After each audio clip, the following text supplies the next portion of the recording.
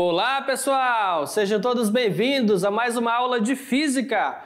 Eu sou o professor Michael Maciel e essa é a nossa aula 12.2, tá? Uma aula de revisão de conteúdos, aquela aula que vai resgatar os conhecimentos da aula passada. E aí, falando em conhecimentos da aula passada, nós falávamos sobre aquela continuação do movimento retilíneo uniformemente variado, ou seja, nós estávamos falando especificamente sobre a queda dos corpos, tá lembrando?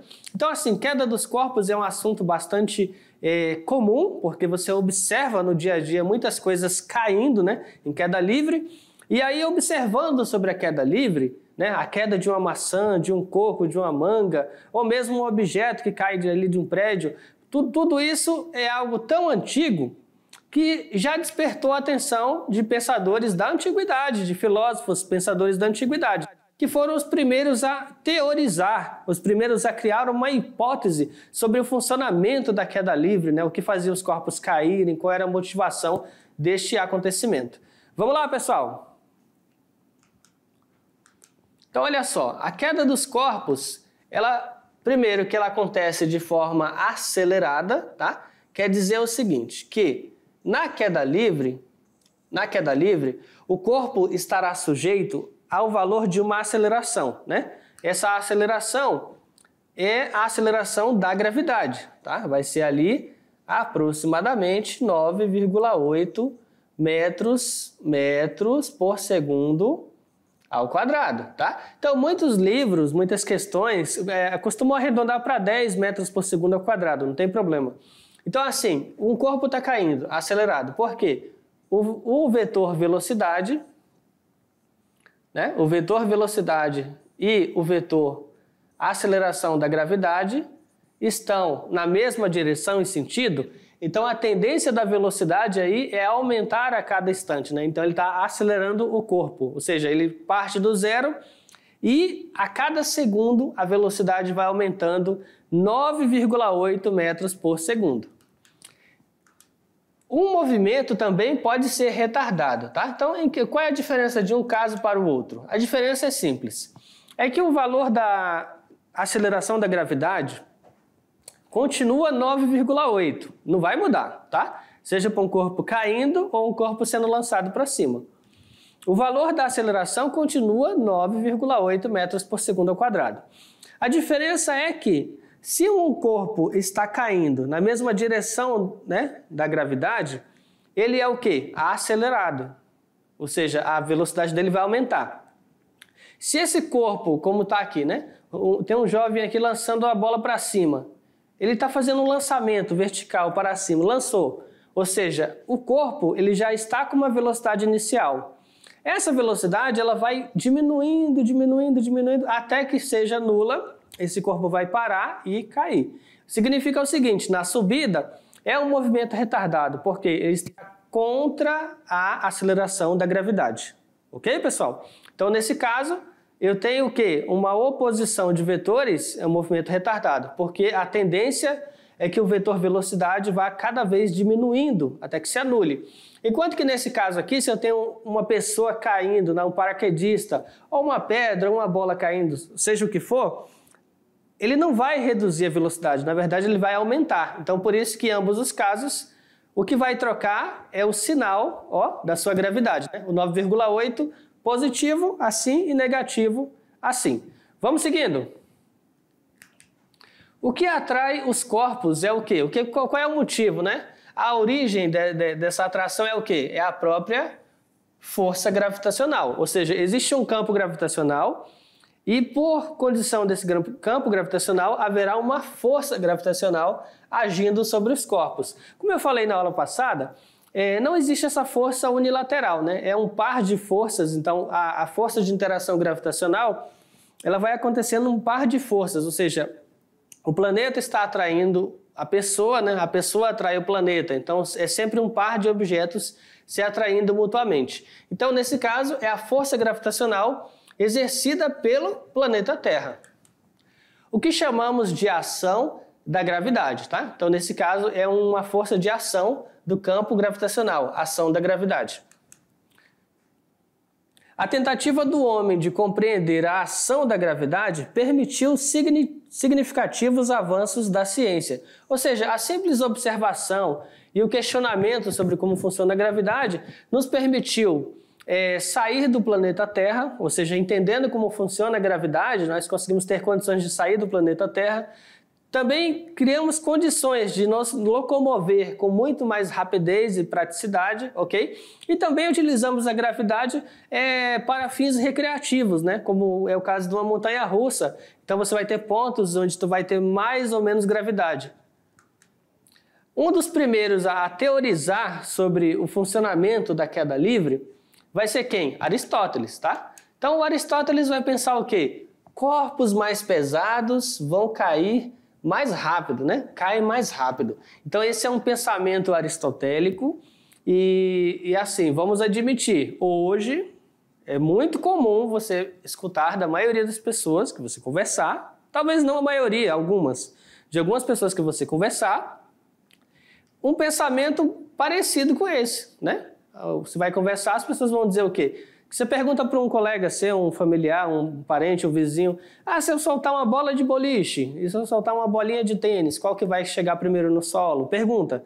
Então, algumas pessoas vão te responder exatamente o pensamento que era aristotélico. Vão dizer o quê? O corpo que é mais pesado, ele vai chegar primeiro, ele vai cair mais rápido. Mas não, pessoal, esse era um pensamento inicial lá de Aristóteles, tá? Foi um pensamento que perdurou durante muito tempo. Então, olha aqui, ó, né? Uma ilustração aqui do Aristóteles, ok? E teve um outro pensamento de Galileu. Vamos lá, pessoal. Galileu, ele vai fazer um contraponto, né? Ele vai ter uma posição diferente desse pensamento aristotélico. Para Galileu, a queda dos corpos não depende do peso, tá? Não depende do peso. Significa que não importa qual é o mais pesado, menos pesado, mais massivo, menos massivo, tá? Então vai depender de outra coisa. O que é essa outra coisa, né? Mas não vai depender do peso dos corpos, tá? Aí temos uma ilustração do Galileu. Abandonados de uma mesma altura, um corpo leve e um corpo pesado caem simultaneamente, atingindo o chão no mesmo instante. É claro que esse exemplo aqui, né? Nós trouxemos o vídeo na outra aula da BBC. E nesse vídeo, para eles chegarem juntos ao solo, foi criada uma condição controlada e nessa condição controlada foi retirado o ar, né? Então tinha uma condição lá similar ao vácuo, ou seja, a ausência de matéria. Então nessa condição similar ao vácuo, nós eliminamos aqui o que poderia ser a resistência do ar, né? E sem a resistência do ar, tanto a bola de boliche quanto a pena, elas vão cair e vão chegar juntas, né? Aí com a resistência do ar, não. Com a resistência do ar, a bola de boliche chegou primeiro e as penas vão chegar depois devido à resistência do ar. Não quer dizer que elas não sofram aceleração, né? A resistência do ar seria uma força externa, né? Agindo sobre o corpo. Então agora, pessoal, olha só, eu vou dar um tempinho, tá? Eu vou dar um tempinho, esse é aquele momento que você vai fazer as questões, né? Vai tentar fazer as questões, eu vou dar um tempinho e daqui a pouquinho a gente volta.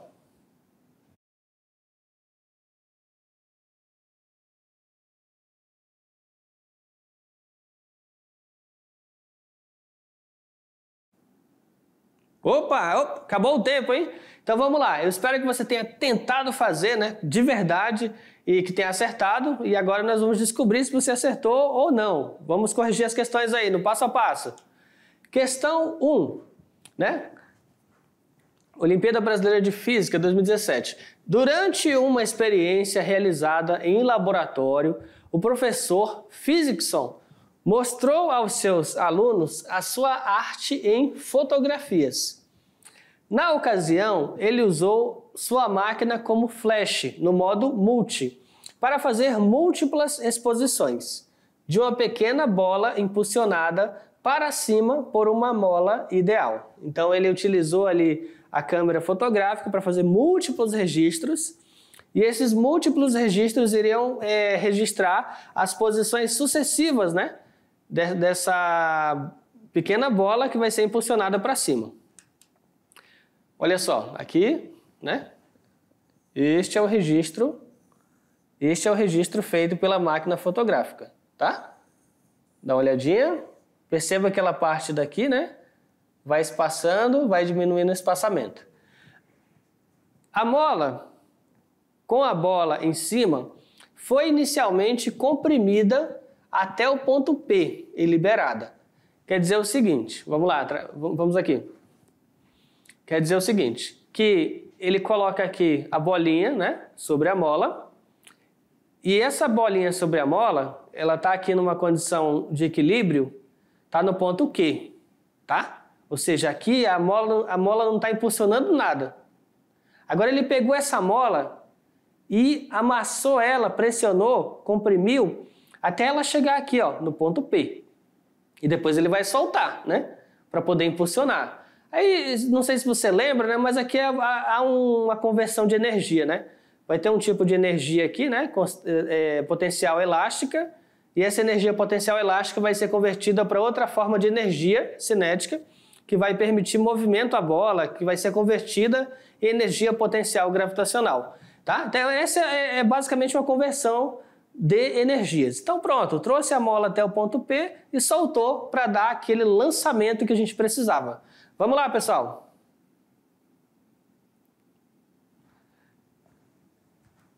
A bola deixou a mola no ponto Q, tá? Então, deixou aqui, ó, ponto Q. E alcançou a altura máxima no ponto R. Significa que ela vai ser deixada aqui e ela vai subir até o ponto R, conforme a figura. Desprezando-se as resistências existentes no processo, podemos afirmar corretamente que, letra A aceleração da bola é constante em todos os pontos da trajetória de Q até R. Letra B, a aceleração da bola foi máxima imediatamente antes de atingir o ponto Q, ainda em contato com a mola. Letra C, a aceleração da bola diminui quando ela passou do ponto Q até R. E letra D, a aceleração da bola no ponto R é nula. E letra E, a aceleração da bola após a saída de P é mínima. Então, analisando aí, pessoal, olha só, resposta à letra A. A aceleração da bola é constante em todos os pontos da trajetória de Q a R. Agora, por que de Q a R? Aí vamos refletir, né? Nesse ponto temos que refletir. Vamos lá. Nesse ponto aqui, de P até Q, a bolinha, ó, ela está aqui sujeita a duas forças. Quantas forças? Duas. Quais são elas? A força peso e a força elástica, tá? Então, como ela vai estar em contato ainda com a mola, sobre ela vai estar agindo uma força elástica, nesse ponto de impulso. Então, ela não está livre ainda. Aí, conforme o enunciado destaca, ela vai deixar o contato com a mola só no ponto Q. Ah, professor, entendi. Então, no ponto Q até o ponto R lá em cima, ela não está mais em contato com a mola. Então, só vai ter uma força agindo sobre ela, que vai ser a própria força peso. A própria força peso. Então, sim, nesse caso, de Q até o R, ela vai estar sujeita a um valor de aceleração constante. Tá? Que na verdade é uma desaceleração. Tudo bem, pessoal? Vamos lá. Por isso que a nossa resposta aqui, ó, letra A. Vamos seguindo. Questão 2. Aristóteles, de 384 a 322 a.C., foi para Atenas estudar com Platão e durante seus estudos formulou a tese de que corpos de massas diferentes caem com tempos diferentes ao serem abandonados de uma mesma altura, sem qualquer tipo de verificação experimental. Com o desenvolvimento da ciência e o início do processo experimental por Galileu Galilei, realizou-se um experimento para comprovar a tese de Aristóteles. Galileu verificou que, soltando dois corpos de massas diferentes, com volumes e formas iguais, simultaneamente, de uma mesma altura e de um mesmo local, ambos atingem o solo no mesmo instante. Com relação ao experimento realizado por Galileu, afirma-se que, primeiro, A aceleração da gravidade foi considerada a mesma para ambos os corpos abandonados? 2. Os corpos chegaram ao mesmo instante no solo, pois os pesos tornaram-se iguais? 3. A resistência do ar não influenciou no resultado obtido por Galileu. Está correto o que se afirma em... Então vamos lá. 1 apenas? B. 1 e 2 apenas? C. 1 e 3 apenas? D, 2 e 3 apenas, ou E, 1, 2 e 3. E a nossa resposta, pessoal, 1 e 3 apenas, tá? Então, a primeira, a aceleração da gravidade foi considerada a mesma para ambos os corpos, sim. E 3, sim, a resistência do ar não influenciou, né? Já que ele pegou objetos com massas diferentes, mas com volumes e formatos iguais, tá? Então, vamos lá, pessoal. Se liga no Enem, questão 3. Quando se abre uma torneira de forma que saia apenas um filete de água, a área da secção reta do filete de água abaixo da boca da torneira é tanto menor quanto mais distante dela. Por quê? Então, o que ele quer dizer aqui é o seguinte, vamos lá. A área diminuiu, aí aqui diminui mais, aqui diminui mais, tá? Ele está relacionando isso. Ele está relacionando distância, ele está relacionando essa distância aqui com área. Vai diminuir, né? É isso que ele está dizendo. Então, de novo, a área da seção reta do filete de água abaixo da boca da torneira é tanto menor quanto mais distante dela. Então, essa é a relação que ele está fazendo. Aí, uma vez, né? Por quê? Uma vez que a velocidade da água distante da boca da torneira é menor devido à ação da força gravitacional, para que haja conservação da massa, a área da seção reta do filete tem que ser menor? Letra B. A velocidade da água caindo não depende da força gravitacional e, portanto, para que haja conservação da massa, a área da seção reta do filete tem que ser menor. As interações entre as moléculas da água, letra C, né? As interações entre as moléculas da água tornam-se mais intensas devido à ação da força gravitacional, e assim a área da seção reta do filete distante da boca da torneira fica menor. Letra D. Como a velocidade da água distante da boca da torneira é maior devido à ação da força gravitacional, para que haja conservação da massa, a área da seção reta do filete tem que ser menor. E letra E. Devido à velocidade com que a água sai, a boca da torneira é projetada para que a água seja concentrada mais distante da boca. Então vamos lá. Analisando aqui as alternativas, ele fala aqui, né? Uma vez que a velocidade da água distante da boca da torneira é menor devido à ação da força gravitacional. Para que haja conservação da massa, a área da seção tem que ser menor. Isso é A. Analisando aqui a alternativa, tem que ser A, D. Como a velocidade da água distante da boca da torneira é maior, né, devido à ação da força gravitacional, para que haja conservação da massa, a área tem que ser menor. A letra A, ele fala algo parecido, né? Aqui, ele fala algo parecido. Uma vez que a velocidade da água distante da boca da torneira é menor, Aqui, velocidade é menor. Então, né, essa letra A não faz sentido, porque se ele tem gotas aqui, se desprendem e estão em queda livre, quanto mais distante ela estiver, maior vai ser a velocidade, né? Porque ele está sujeito à aceleração da gravidade, tá?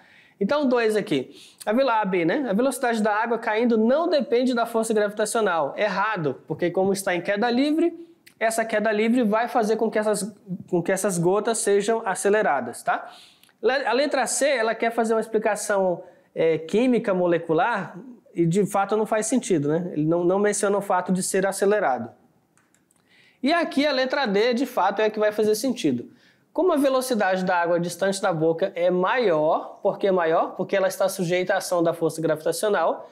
Para que tu tenha uma conservação, então a área tem que ser o quê? Menor, tudo bem? Então aí se torna a letra D. Então, pessoal, olha só. Esta foi a nossa aula de hoje, tudo bem? Eu espero que vocês tenham gostado, pessoal. E até a próxima. Tchau, tchau.